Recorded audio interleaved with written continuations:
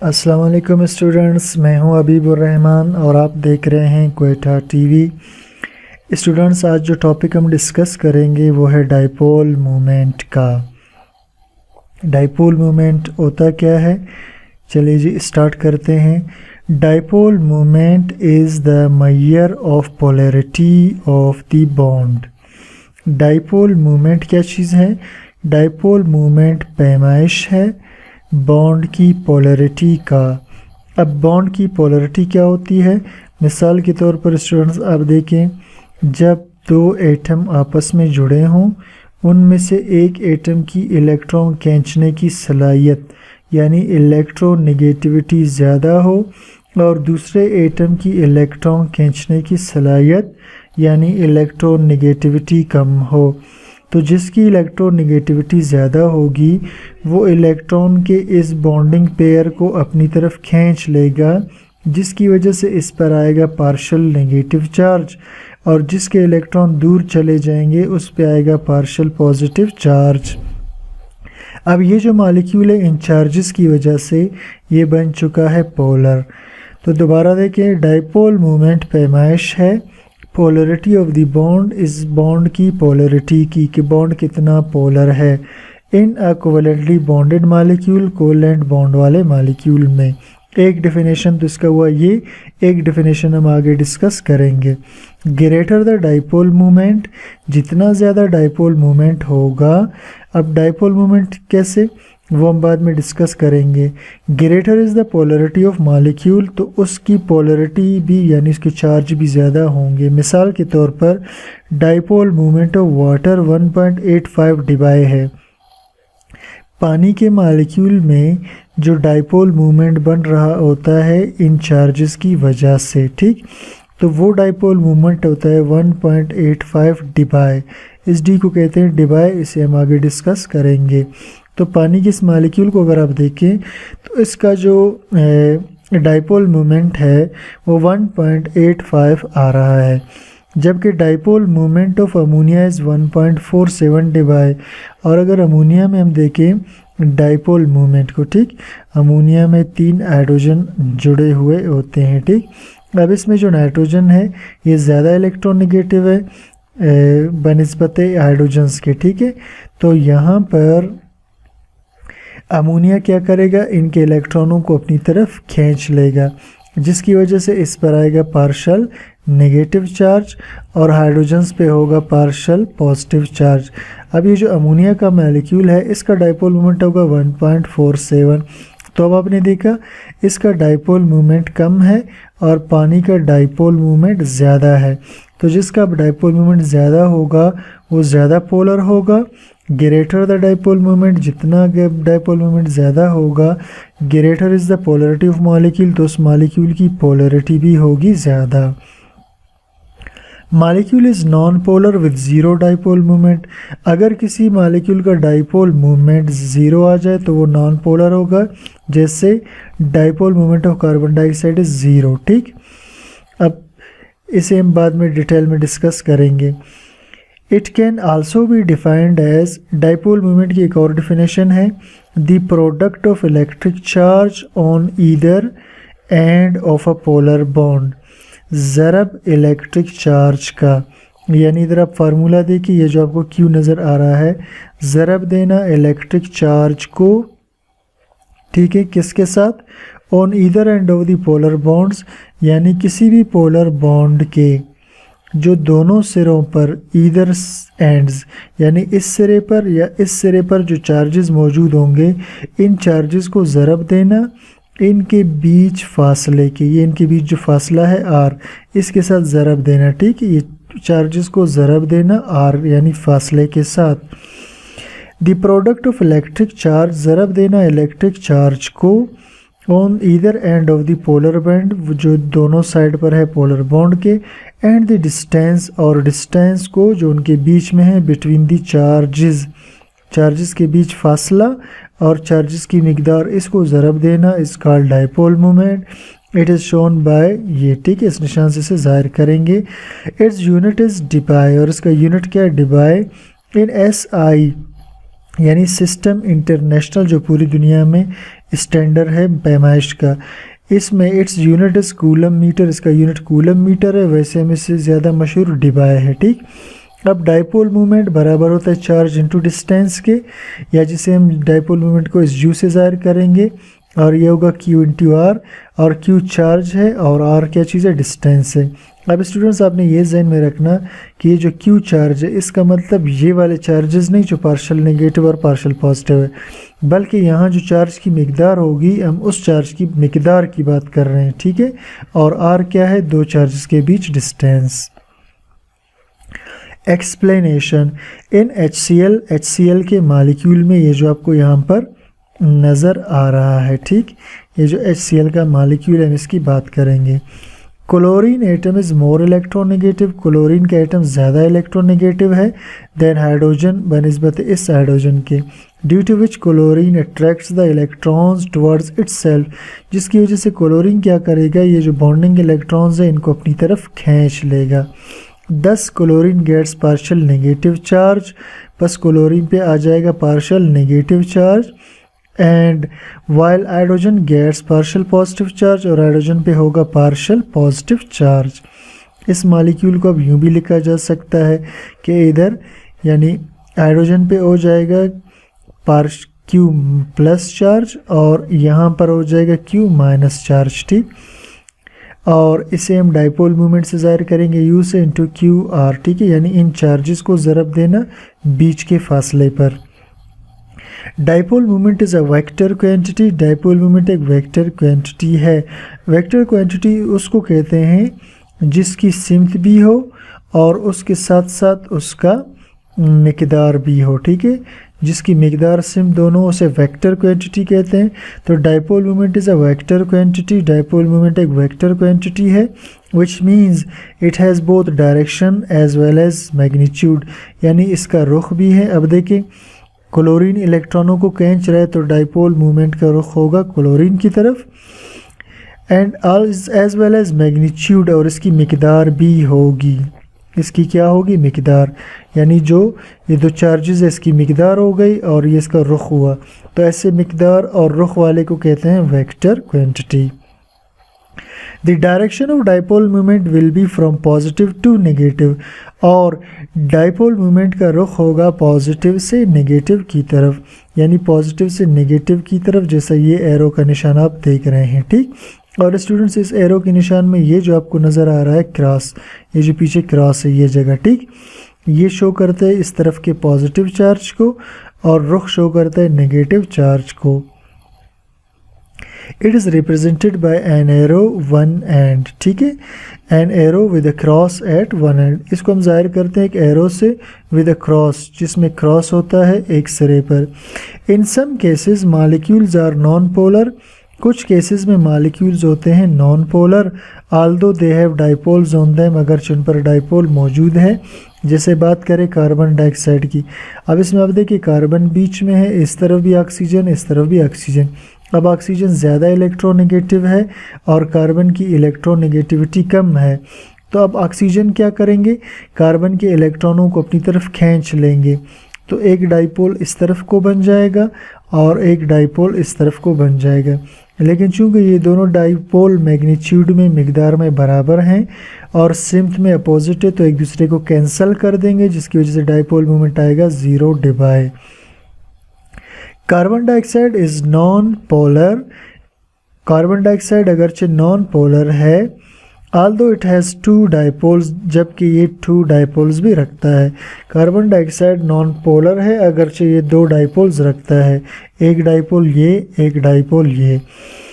In this case two dipoles are equal and opposite, इसमें dipoles एक दूसरे के बराबर और मुखालिफ है, this cancel each other. Similarly, some other molecules have zero dipole moments like carbon dioxide. इसी तरह कुछ और molecules भी zero dipole moments रखते हैं, जैसा कि कार्बन डाइऑक्साइड। अब इधर देखिए सल्फर ट्राईऑक्साइड को, इसमें एक डाइपोल ये एक ये एक ये, तो तीनों एक दूसरे को कैंसिल करते हैं, तो इसका डाइपोल मोमेंट आएगा ज़ीरो डिवाई। अब हम आते हैं एप्लीकेशंस ऑफ डाइपोल मूवमेंट, इस्तेमालात डाइपोल मूवमेंट के। Dipole movement is used to determine dipole moment इस्तेमाल होता है मालूम करने के लिए परसेंटेज आयोनिक करैक्टर को, ठीक, किस चीज़ को, परसेंटेज आयोनिक करैक्टर को, एंड ज्योमेट्रीज ऑफ मॉलिक्यूल्स, यानी इसके ज़रिए हम दो चीज़ें मालूम कर सकते हैं, परसेंटेज आयोनिक करैक्टर और ज्योमेट्रीज ऑफ मॉलिक्यूल्स। पहले हम आते हैं परसेंटेज आयोनिक करैक्टर पर। अब परसेंटेज आयोनिक करैक्टर क्या होता है, the observed dipole movement divided by ionic dipole movement, यानी ऑब्जर्व डाइपोल मूवमेंट को डिवाइड करना आयोनिक डाइपोल मूवमेंट पर, and the answer is multiplied by 100, फिर उस आंसर को ज़रब देना 100 के साथ, इसे हम कहते हैं परसेंटेज आयोनिक करैक्टर। ठीक, ये इसका फार्मूला रहा। Percentage ionic characters of some molecules, कुछ का परसेंटेज आयोनिक करैक्टर जो निकाला गया है, हाइड्रोजन फ्लोराइड का है 43%, हाइड्रोजन क्लोराइड के 17%, हाइड्रोजन ब्रोमाइड का है 12% और हाइड्रोजन आयोडाइड का है 5%। ठीक, अब अगर हम कोई एग्जांपल करना चाहे परसेंटेज करैक्टर का तो वो भी हम कर सकते हैं, ठीक है, जिसे हम बाद में देखेंगे। It decreases by decreasing dipole movement, यानी परसेंटेज करैक्टर कम हो जाएगा जब डाइपोल मूवमेंट कम होगा। मिसाल के तौर पर जो हाइड्रोजन आयोडाइड है, इसमें चूंकि डाइपोल मूवमेंट कम है, लिहाजा आप देखिए इसका परसेंटेज आयोनिक करैक्टर भी कम है, यानी ये कम आयोनिक परसेंट रखता है। ठीक, ये इसका कोवैलेंट बॉन्ड है और ये इसका आयोनिक को शो करता है ऊपर। ठीक है, तो इसकी आयोनिक जो करैक्टर है वो कम है। जबकि हाइड्रोजन फ्लोराइड में अगर आप देखें, यहाँ इसकी फ्लोरीन की इलेक्ट्रोनेगेटिविटी 4, हाइड्रोजन की 2.2, तो बड़ा डिफरेंस है। इस वजह से यहाँ पर परसेंटेज जो आयनिक करैक्टर है वो भी बहुत ज़्यादा होगा, यानी 43%। तो परसेंटेज आयनिक करैक्टर कम हो जाता है डाइपोल मूवमेंट की कमी से। If dipole movement is 0 then bond is 100% covalent, और जब डाइपोल मूवमेंट 0 हो, जैसे हाइड्रोजन हाइड्रोजन के बीच डाइपोल मूवमेंट 0 होता है, ठीक, तो बॉन्ड इज़ 100% कोवैलेंट, तो ये बॉन्ड 100% क्या होगा, कोवैलेंट। सेकंड है ज्योमेट्रीज ऑफ मॉलिक्यूल्स, यानी हमें शक्ल भी पता चलेगा डाइपोल मूवमेंट से। Dipole movements helps to determine, dipole movement मदद करता है मालूम करने में ज्योमेट्रीज ऑफ मॉलिक्यूल, मॉलिक्यूल्स के ज्योमेट्री को यानी शक्ल को।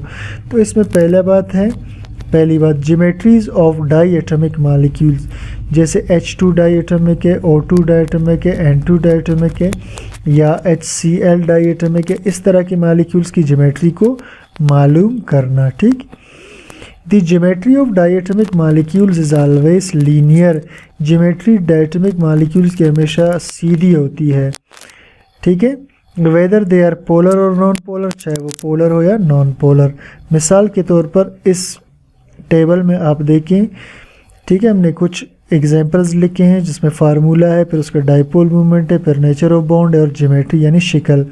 अब हाइड्रोजन फ्लोराइड, इसका डाइपोल मूवमेंट है 1.82, कितना है 1.82, तो ये क्या होगा, ये पोलर होगा और ये लीनियर मॉलिक्यूल होगा, इस तरह से लीनियर स्ट्रक्चर। ठीक, HCl जिसका डाइपोल मूवमेंट 1.03 डिबाई है, ये भी पोलर और लीनियर होगा। ठीक, इसके बाद हाइड्रोजन ब्रोमाइड जिसका डाइपोल मूवमेंट 0.78 है, ये भी क्या होगा, लीनियर मॉलिक्यूल होगा और पोलर।